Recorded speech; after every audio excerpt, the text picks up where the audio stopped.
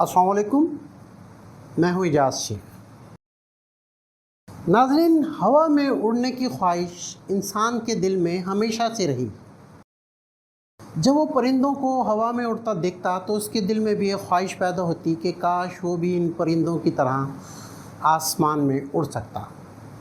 और इंसान की इस ख्वाहिश को अमेरिका के दो भाइयों राइट ब्रदर्स ने 17 दिसंबर सन 1903 में अपना बनाया हुआ पहला जहाज़ फ़ज़ा में 59 सेकंड तक उड़ाकर इंसान की इस ख्वाहिश को हकीकत का रूप दे दिया। राइट ब्रदर्स ने जिन साइंसी असूलों पर अपना जहाज़ बनाया, आज के जदीद जहाज़ों में भी वही साइंसी असूल बरोए कार लाए जाते हैं। नाज़रीन, कभी आपने सोचा कि इतना भारी जहाज़ फ़ज़ा में कैसे उड़ता रहता है? वो गिरता क्यों नहीं? वो कौन से अवामिल हैं जो इसको फ़ज़ा में बुलंद रखते हैं और गिरने नहीं देते? आइए इसको आसान अल्फाज में समझने की कोशिश करते हैं। कुछ लोग समझते हैं कि जहाज़ में जो इंजन लगे होते हैं, जहाज़ उनकी वजह से उड़ता है, मगर उनका ये ख्याल दुरुस्त नहीं। ये इंजन जहाज़ को सिर्फ आगे की तरफ धकेलने में मदद देते हैं और जहाज़ को उड़ाने में इनका बहुत ज़्यादा अमल दखल नहीं होता। आपने कभी सोचा कि परिंदों में तो कोई इंजन नहीं लगा होता, फिर भी वो फ़ज़ा में उड़ते हैं? वो अपने परों की वजह से उड़ान भरते हैं। इसी तरह जहाज़ को भी उड़ने में जो चीज़ सबसे ज़्यादा मददगार साबित होती है वो हैं उसके पर। जिस तरह परिंदे अपने परों की वजह से फ़ज़ा में उड़ते हैं, इसी तरह जहाज़ भी अपने परों की मदद से हवा में उड़ता है। जहाज़ को हवा में उड़ने के लिए 4 किस्म की फोर्सेस इस पर असरअंदाज होती हैं। Number 1 thrust, number 2 drag, number 3 weight या ग्रेविटी और नंबर 4 लिफ्ट। तो आइए सबसे पहले समझते हैं कि थ्रस्ट क्या चीज़ है। थ्रस्ट जहाज़ में लगे हुए इंजन से बनता है। जहाज़ के दोनों परों पर एक एक इंजन लगा होता है और अगर कोई बड़ा जहाज़ है तो इसमें 2 से ज़्यादा इंजन भी हो सकते हैं। अब ये इंजन हवा को आगे से खींचता है और इसको कंप्रेस करके पीछे की तरफ तेज़ी से फेंकता है और इसके नतीजे में हवा इंजन को आगे की तरफ फोर्स लगाती है, जिससे जहाज़ आगे की तरफ बढ़ता है। तो आप ये तो समझ गए होंगे कि जहाज़ में लगे इंजन का काम जहाज़ को आगे की तरफ पुश करना है। दूसरे नंबर पर आती है ड्रैग फोर्स या फ्रिक्शन फोर्स। जब जहाज़ आगे की तरफ भागता है तो सामने से आने वाली हवा इससे टकराती है और वो इस हवा को चीरता हुआ तेज़ी से आगे बढ़ता है। सामने से आने वाली हवा इससे टकराकर इसके ख़िलाफ़ एक मज़ाहमत पैदा करती है और जैसे जैसे जहाज़ की रफ़्तार बढ़ती जाती है, ये मज़ाहमत भी बढ़ती रहती है। हवा की मज़ाहमत के ख़िलाफ़ इस आगे बढ़ने वाली फ़ोर्स को ड्रैग कहते हैं। तीसरे नंबर पर वेट आता है। जहाज़ का वज़न और ग्रेविटी फोर्स इसे नीचे की तरफ खींचती है, जबकि लिफ्ट फोर्स इसको ऊपर की तरफ लेके जाती है। जब लिफ्ट फोर्स ग्रेविटी फोर्स से ज़्यादा हो जाती है तो जहाज़ ऊपर उठ जाता है और जब तक जहाज़ के इंजन से पैदाशुदा थ्रस्ट ड्रैग से ज़्यादा रहता है, जहाज़ आगे की तरफ बढ़ता रहता है और जब तक लिफ्ट फोर्स ग्रेविटी से ज़्यादा रहेगी, जहाज़ मुसलसल ऊपर उठता रहेगा। जब जहाज़ एक ख़ास ऊंचाई पर पहुंच जाता है तो इसे मज़ीद ऊपर जाने की ज़रूरत नहीं रहती।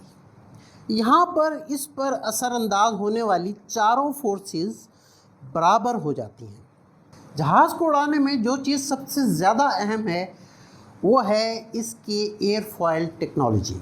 एयरफॉयल टेक्नोलॉजी क्या होती है, ये जानने के लिए हमें जहाज़ों के परों की साख्त का जायज़ा लेना होगा। जहाज़ के पर अलग-अलग हिस्सों से मिलकर बने होते हैं और ये मुख्तलिफ़ काम करते हैं।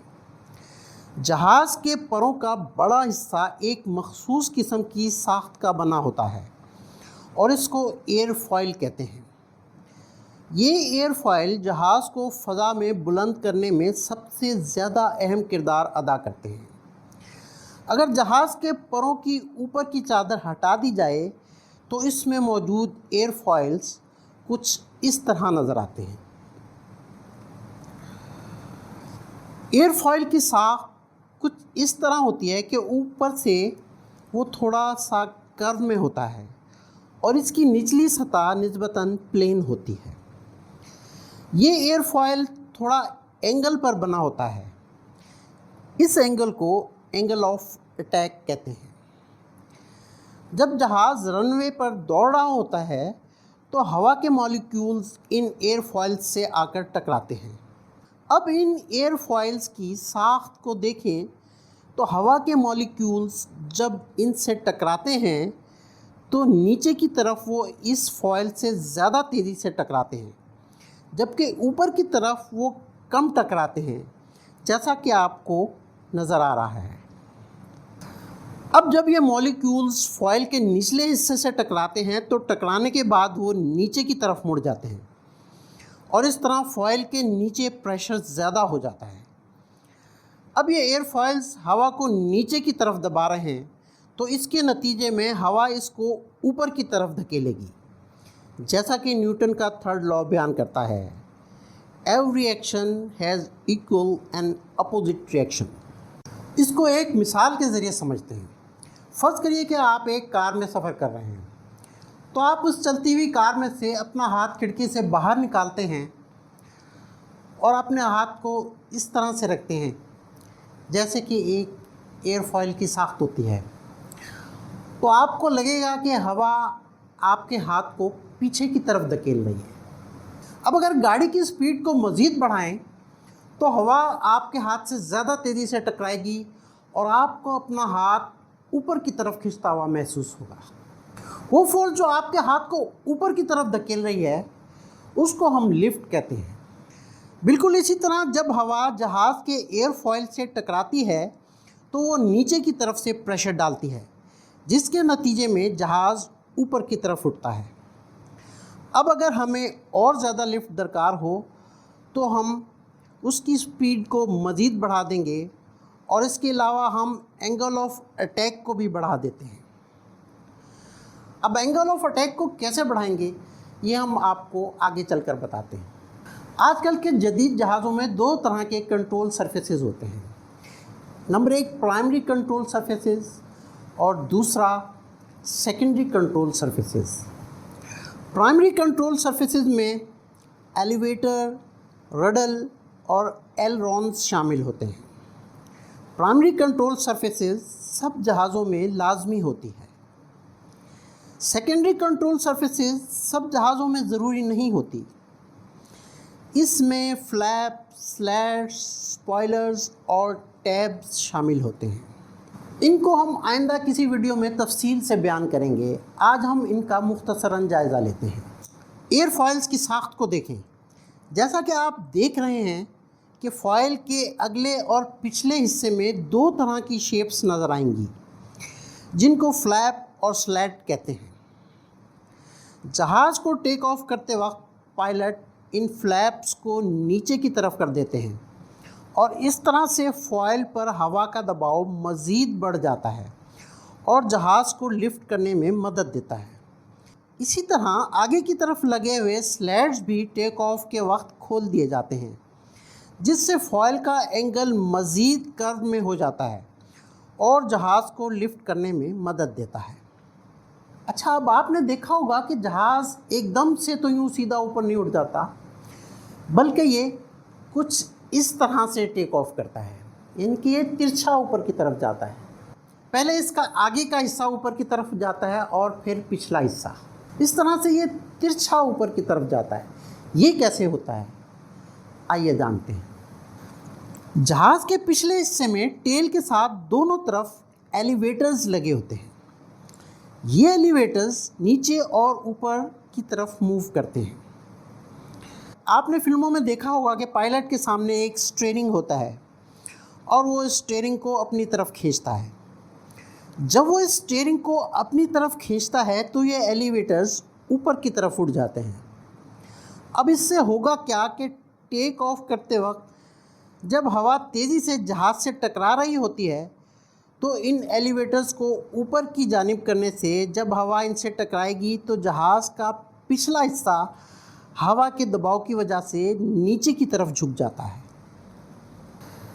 इस तरह से जहाज़ तिरछा हो जाता है।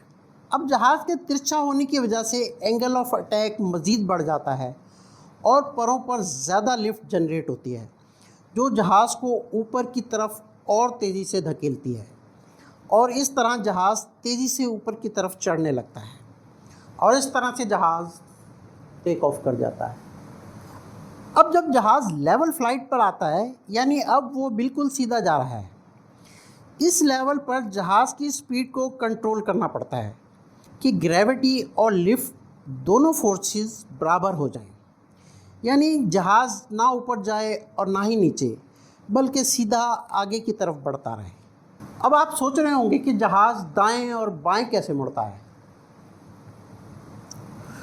तो जहाज़ को मोड़ने के लिए इसकी टेल पर मौजूद रडर और एलिवेटर इसको मोड़ने में और ऊपर नीचे करने में मदद देते हैं।